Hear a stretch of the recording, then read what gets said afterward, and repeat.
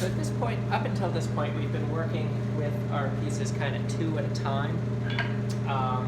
And actually, I'm going to continue to work with them two at a time, but it's now going to be two different ones. I'm going to be working with one of my reins and, you know, one of my sort of proto-tongs.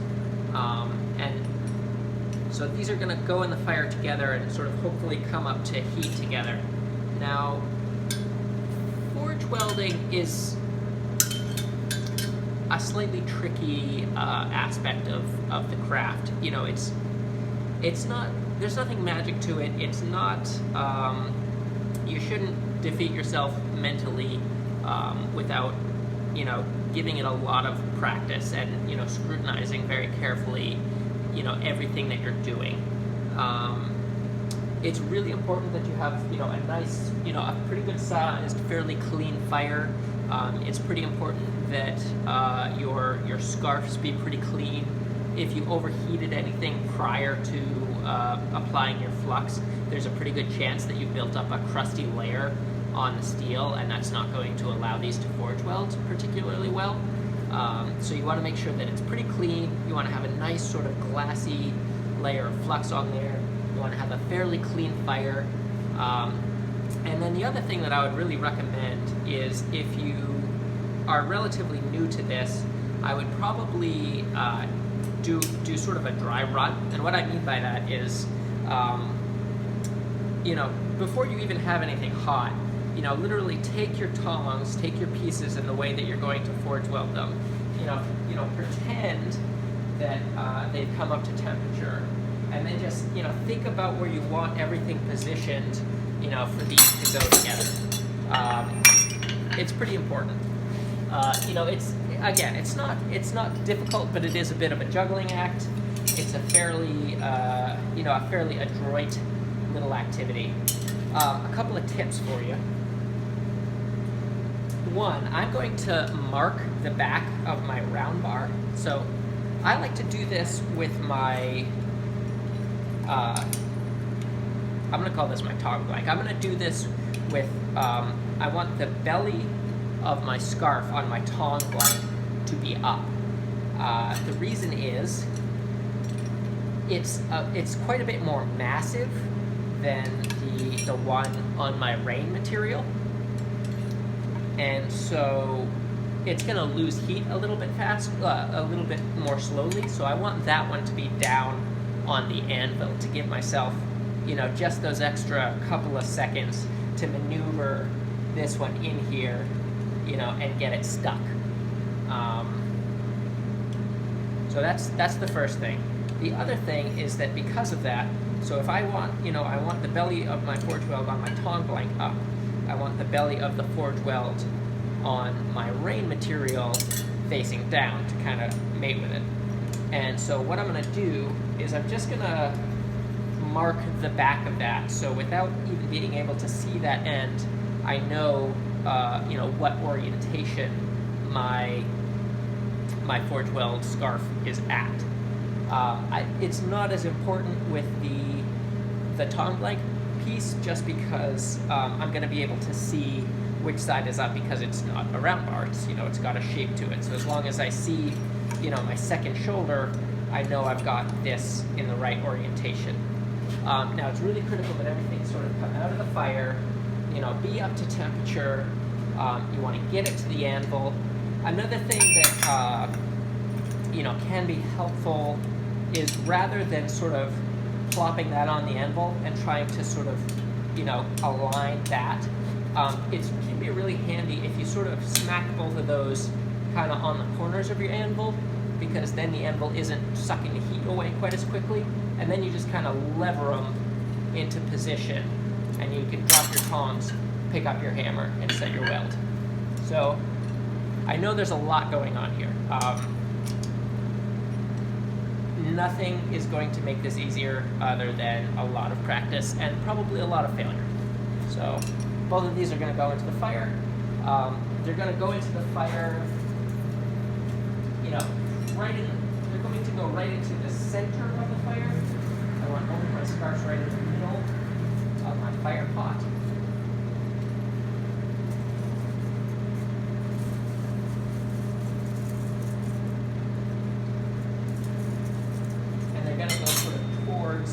top of the fire.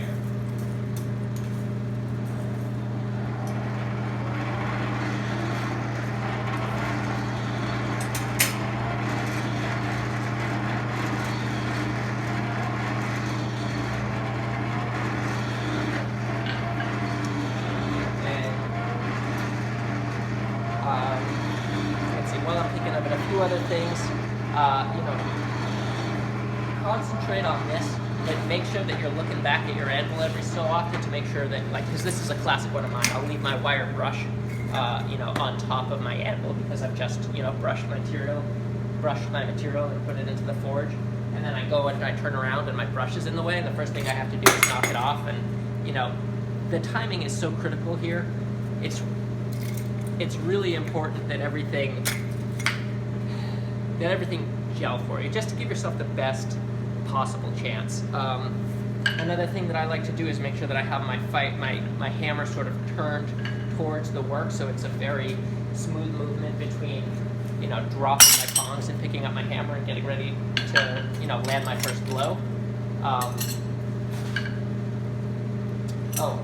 Another really nice thing. So this is a little pair of pickup tongs or a little pair of wolf jaw tongs, just like what we're making. I have these oriented on the bit of my tong blank vertically, so that when I go to drop those and pick up my hammer, it's not going to snag on the work. I don't want to do this right now with a pair of box jaws or something that's going to, lock on too well to those, to that bit, because, I don't want that hanging out there on the end when I go to try and set my weld.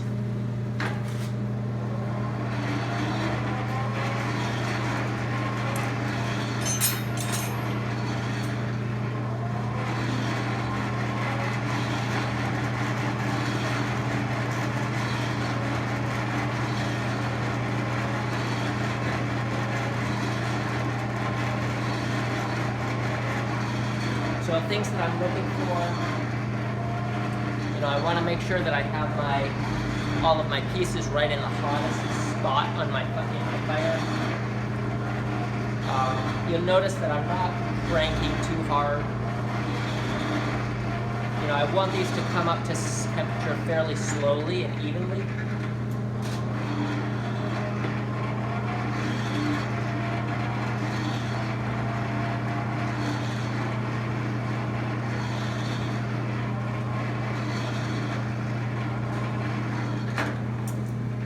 It's okay to check them.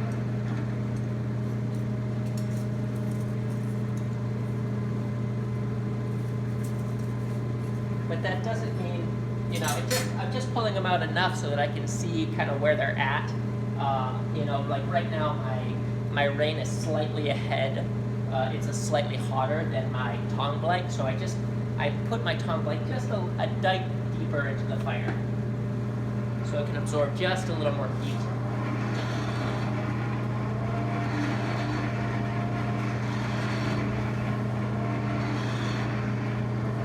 What I'm looking for on the surface of the steel is I want to see that that flux look like it's liquid, almost like it's honey just sort of flowing across the surface.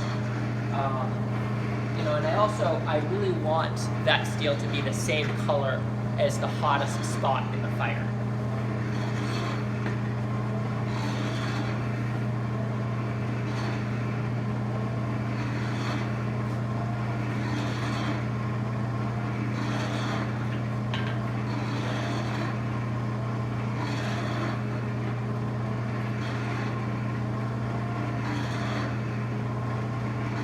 Time to take a deep breath. This can be a little bit stressful.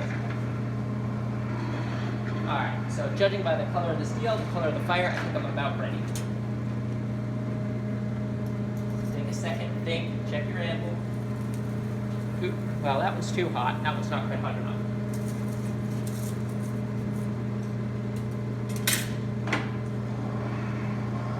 It's real time.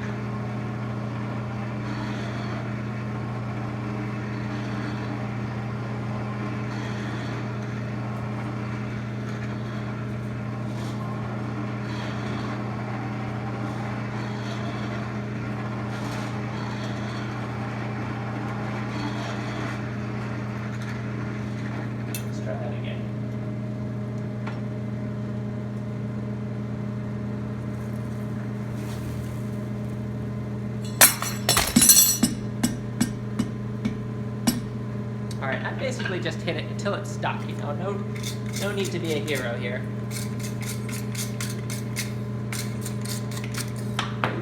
Sometimes that happens.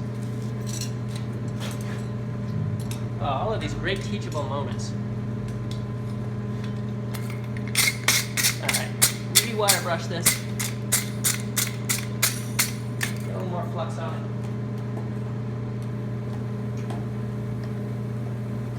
Right back into the fire.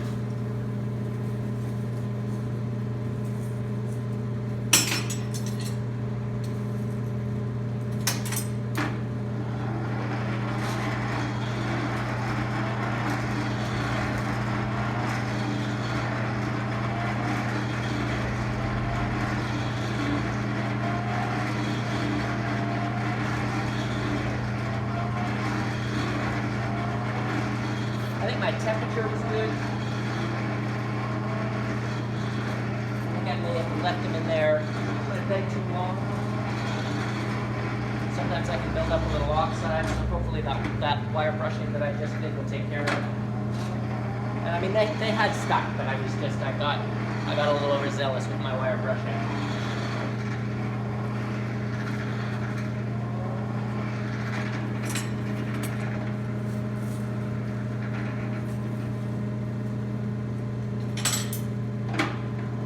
Another thing you can do is you can actually kind of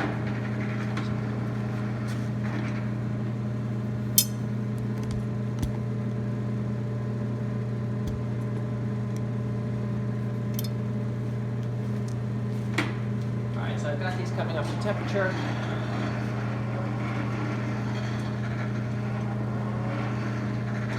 They're looking really good. Everything looks like it's about the color of the fire.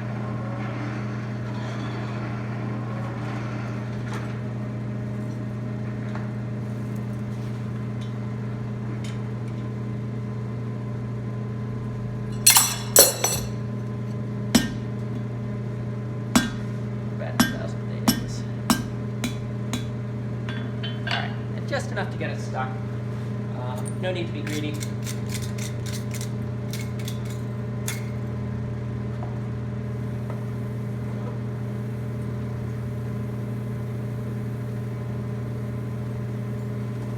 Now that I've got it stuck, I can really, give it the spurs. Next time when I come out, I'm actually going to do this kind of. I'm going to start blending that over the horn of the anvil rather than on the face.